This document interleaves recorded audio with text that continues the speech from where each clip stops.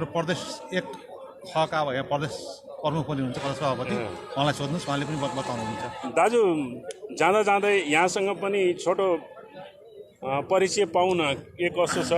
म आफ्नो परिचय भन्दाखेरि म विष्णुबहादुर रायमाझी, क्षेत्र नम्बर 1बाट महाधिवेशन प्रतिनिधिमा अत्याधिक मतले विजयी भएको म व्यक्ति हुँ। यसभन्दा अगाडि म नेपाली काङ्ग्रेस जनसम्पर्क विभागको केन्द्रीय सदस्य पनि थिएँ र म सरकारी जागिरमा रहिरहँदाखेरि पनि काङ्ग्रेसको सुविस्की संस्था कर्मचारी युनियनको केन्द्रीय उपाध्यक्ष थिएँ।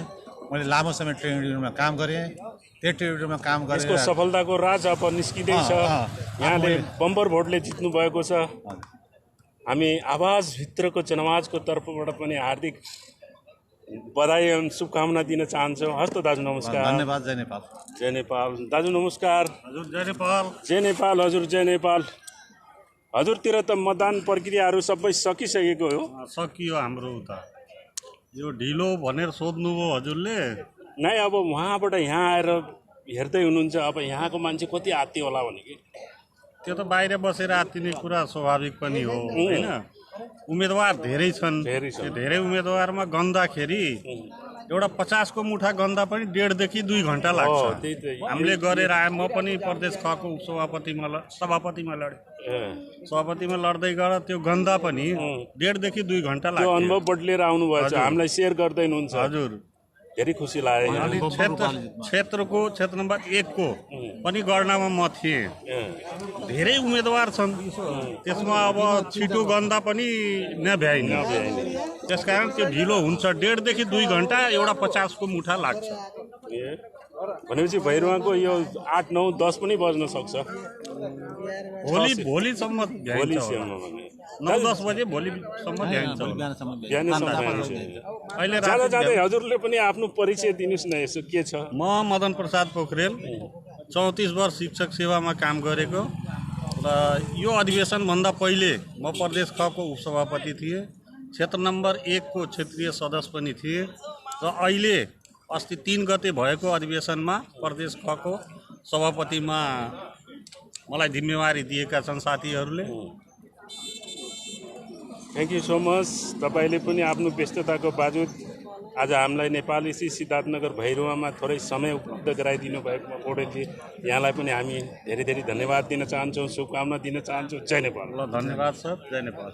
दर्शकवृन्द, हामी आवाजभित्रको जनआवाज लिने क्रममा अहिले हामी 14औं महाधिवेशनको यो आन्तरिक चुनाव नेपाली काङ्ग्रेसको हामीले यहाँ मतगणना भइरहेको देखिरहेको छौँ। यसै क्रममा छोटो छोटो अन्तर्क्रिया पनि लिइरहेको छौँ। हामी 1 नम्बर क्षेत्रबाट मतदान भइसकेर विजयी उम्मेदवारहरू पनि यहाँ आइसक्नु भएको छ, हाम्रो सम्पर्कमा पनि सक्नु भएको छ भने अहिले भैरवाको यो जनमत गन्न बाँकी नै छ। अहिले 200 को लट बाहिर आउँदैछ भन्ने हामीलाई जानकारी हुँदैछ। दाजु नमस्कार। नमस्कार। अनि के छ त भैरवामा युवाहरूको हौसला, उमङ्ग, निकै उत्साह, एक्साइटमेन्ट छ नि भैरवामा, यसको राज के छ? यो अब पार्टीभित्रको आन्तरिक चुनाव हो। यसमा युवाहरूको जोस, अब युवाहरूलाई चाहिँ धेरै प्रोत्साहित गरिएको हामीले पाइरहेका छौँ। अब हाम्रो अग्रजहरूले अब युवाले चाहिँ देशलाई अगाडि बढाउनुपर्छ, आफ्नो क्षेत्रमा अगाडि बढ्नुपर्छ, पार्टीलाई अगाडि बढाउनुपर्छ भन्ने मान्यता लिँदै युवाहरूलाई अगाडि बढाइराख्नु भएको छ। उहाँहरूलाई सम्मान गर्दै हामी उहाँहरूको निर्देशनमा अगाडि बढिरहेका छौँ। त्यसको लागि हामी चाहिँ सम्पूर्ण अग्रज नेताजीहरूलाई धन्यवाद दिन चाहन्छौँ। यहाँको शुभ नाम परिचय पाउनु? मेरो नाम देवराज नेउपाने। म वर्तमान नगरको चाहिँ नेपाली काङ्ग्रेस नगरको चाहिँ उपसभापति पदमा छु। Thank you so much. हामी आगामी दिनहरूमा सम्पर्क बनाएर राख्नेछौँ। अहिलेलाई बिदा चाहन्छौँ। दर्शकवृन्द, हामी देख्दैछौँ यहाँ भैरवामा संविधान सभा सदस्य श्री इतिहास अहमदजीसँग पनि सम्पर्क गर्दै। दाजु नमस्कार। नमस्ते। नमस्ते। यो भोट अहिले के छ? यो 200 को लट परिणाम आइसक्यो कि के छ? छैन, आउने मतलब तर्खरमा छ। तर्खरमा छ। आउने तर्खरमा छ। राम्रै हुन्छ। आन्तरिक चुनाव हो, साथीभाइ कोही 1 नम्बर आउँछ, कोही 2 नम्बर दुई आउँछ। नम्बर आउँछ। 2 नम्बरमा जो आउँछ 1 नम्बरलाई सपोर्ट गर्ने, अगाडि बढाउने पार्टीलाई। तर यो मतदानबाट हामीलाई अचम्म लागेको छ कि हात्ती र घोडा दुक्रिँदैछ कि घोडा दुक्रे मजा पनि केही आउँथ्यो। फरक पर्दैन, केही फरक पर्दैन। 1 नम्बर 2 नम्बर भन्दा बढी हुँदैन कि। 1 नम्बर कोही 1 नम्बर कोही 2 नम्बर आउँछ, पार्टीलाई विकासको लागि विकासको दुईटैले चाहियो, किनकि जसले 2 नम्बरमा आउँछ एकलाई सपोर्ट गर्ने, 1 नम्बर आउने क्यान्डिडेटलाई नै यो सङ्ख्या हेर्नुहोस् न कस्तो के केही फरक पर्दैन। अदृष्टि सङ्ख्याहरू आइरहेछ। जुन बेला, जुन टाइममा, जुन दिनमा बढी मान्छेको जसले मन जित्न सफल हुन्छ ऊ 1 नम्बर आउँछ। यो थोरै कम सफल हुन्छ जित्नमा ऊ 2 नम्बर आउँछ। त्यो मात्रै हो, यो आन्तरिक हो। रेसमा कुनै कमी हुन्न, यो गतिमा मात्रै कमी भएको। 11 गतेदेखि सारा एउटै पार्टीको हुन्छु, एउटै साथी दाजुभाइ हो। दाजुभाइको सम्मान गर्ने, सानो भाइलाई माया गर्ने, त्यही त्यो भावनाको साथ अगाडि बढ्ने हो, पार्टीलाई अगाडि बढाउने हो। त्यसमा कोही ऊ छैन, त्यसमा हामीहरू कुनै मतभेद छैन। 11 गतेसम्म मात्र जसले जति मेहनत गर्छ ऊ जितिहाल्छ। 11 गतेसम्म 11 गतेसम्म यो तकदिरको फैसला उम्मेदवारको फैसला हुनेवाला छ। एकदम फर्स्ट क्लास हुन्छ। Thank you so much. राम्रो हुन्छ पार्टीको लागि। इक्तियाज अहमदजी, तपाईँले पनि आफ्नो व्यस्तताको बावजुद हामीलाई थोरै समय दिनुभयो, यहाँलाई धेरै धेरै धन्यवाद छ।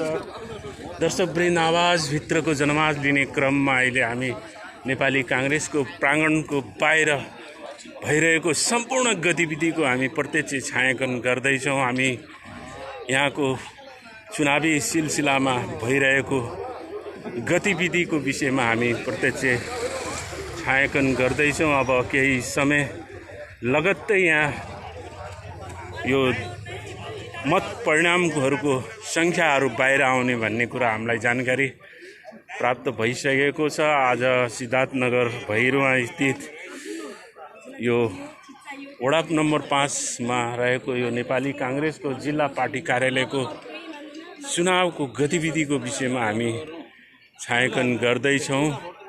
हामी अहिले देख्दैछौँ 1 नम्बर क्षेत्रमा चुनावी परिणामहरू सबै सकिसकेको छ र विजयी उम्मेदवारहरूको पनि यहाँ उपस्थिति हामी देखिरहेको छौँ।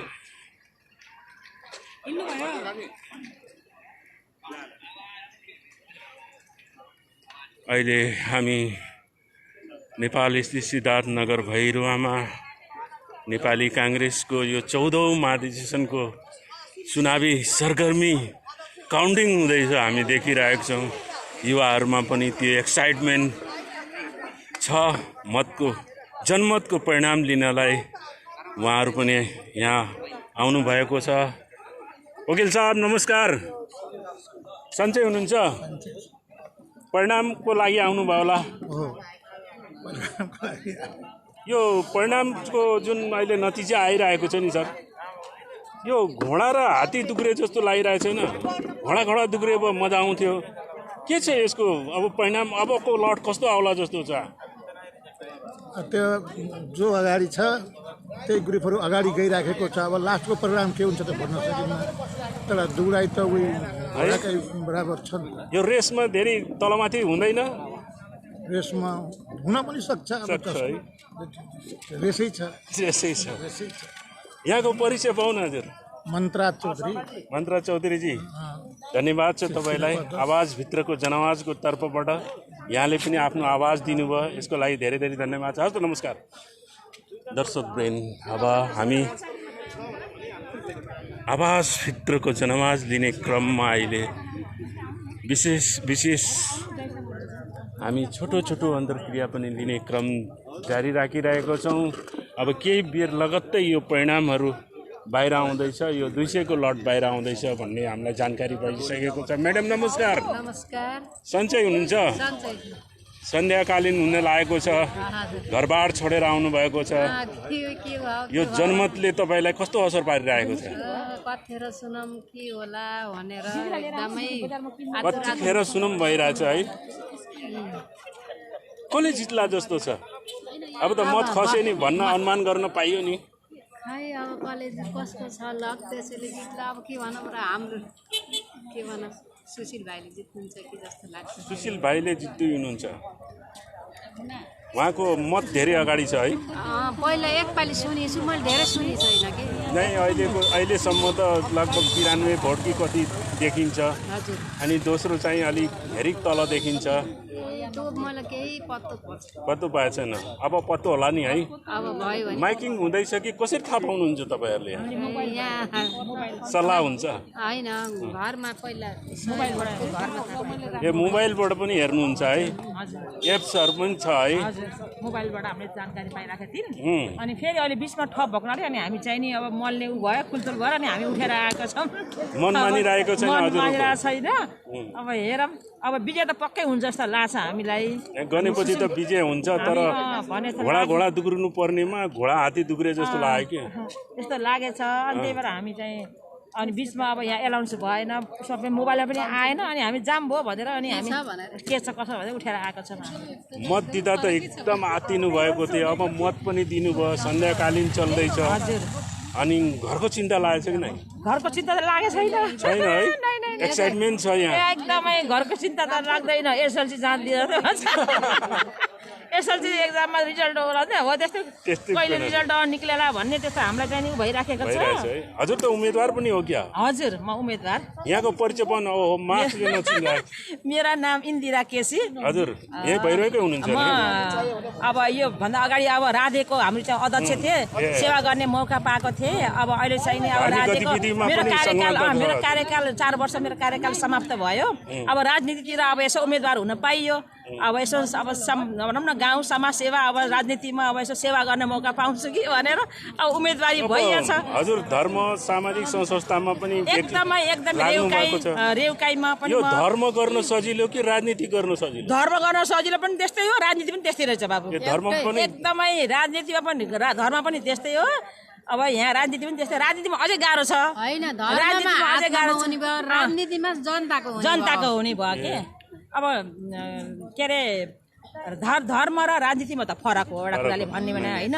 एउटा भगवान्तिर हामी आस्था भएको मान्छे हो धर्म भन्दा त अलिक त धर्ममा रहनु तर राजनीतिमा अलिक गाह्रो नै हुने रहेछ भने अहिले अनुभव भयो एकदमै राजनीतिमा एकदमै अहिले जनतालाई राम्रो होस् कस्तो भन्नाले राजनीतिमा आफ्नो मान्छे पनि पढाइ हुने रहेछ जस्तो अहिले त्यस्तो भएको छ है त्यस्तो लाग्दो रहेछ अहिले राजनीति नै त भने धर्ममा त्यस्तो हुँदैन है तर चाहिँ राजनीतिमा त्यस्तो भयो अलि भजनमा पनि छ कि यही हो रणभूमि भन्ने हो यही अहिले मेरो यसमा पनि मुखमा त्यही आइराखेको छ तर त्यस्तो नहोस् हामी एउटै हो हामी पार्टी एउटै हो काङ्ग्रेस एउटै पार्टी एउटै हो हामी एकबद्ध भएर जानुपर्छ महाभारतहरू भयो थियो नि एकदमै हजुर अहिले नेपाली काङ्ग्रेस भित्र पनि महाभारतै हो नि एक किसिमको चुनाव है हजुर तर हामी चाहिँ एउटै हो के हामी चाहिँ अब चाहे भनौँ न प्यानल हामी दुईजना अलग अलग भए पनि हामी एउटै हो विचार सिद्धान्त एउटै हो हामी एउटै भएर जानुपर्छ हामी मैले अलि त्यस्तो महसुस गरेँ कि हामी एउटै परिवार हो एउटा होइन त्यही भएर जानुपर्छ भन्ने मैले महसुस गरेकी छु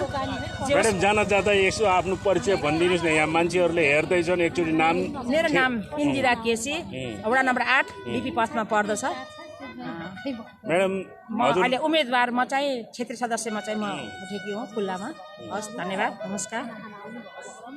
नमस्कार त आज मैले टक्राउनु पर्छ किनभने यत्रो भिडभाडको बावजुद तपाईँले आफ्नो समय दिइराख्नु भएको छ यसको लागि हामी आवाजभित्रको जनमाजको तर्फबाट यहाँहरूलाई पनि धन्यवाद नदिइरहन सक्दैन हस्त नमस्कार दर्शकवृन्द हामी यस क्रममा यो चुनावी सरगर्मीको क्रममा अहिले महिला प्रबुद्ध व्यक्तित्वहरूसँग पनि हामी छोटो छोटो अन्तर्क्रिया लिने क्रम जारी राखिरहेको छौँ अहिले हामी नेपाली स्थित सिद्धार्थनगर भैरवामा भइरहेको यो नेपाली काङ्ग्रेसको 14औं अधिवेशन अन्तर्गतको चुनावको गतिविधिको विषयमा हामी प्रत्यक्ष छायाङ्कन गर्दैछौँ अहिले बडो भिडभाड माहौल छ भैरवामा सन्ध्याकालीन चढेछ साँझ पर्दैछ तर पनि यहाँ जनमत सुन्न आतुर देखिन्छ यहाँ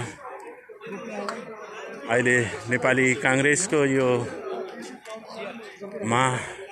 अधिवेशन अन्तर्गत भइरहेको चुनावी सरगर्मी बहुत गरम माहौल छ अहिले हामी सिद्धार्थनगर भैरवाबाट यो प्रत्यक्ष छायाङ्कन गर्ने क्रममा अहिले देख्दैछौँ यहाँ चुनावी सरगर्मी गणितहरू चलिरहेको छ एक आपसमा छलफल दराउ भइरहेको छ हामी सम्पर्क गर्दैछौँ अहिले हामी यहाँ आवाजभित्रको जनआवाज लिने क्रममा छोटो छोटो अन्तर्क्रिया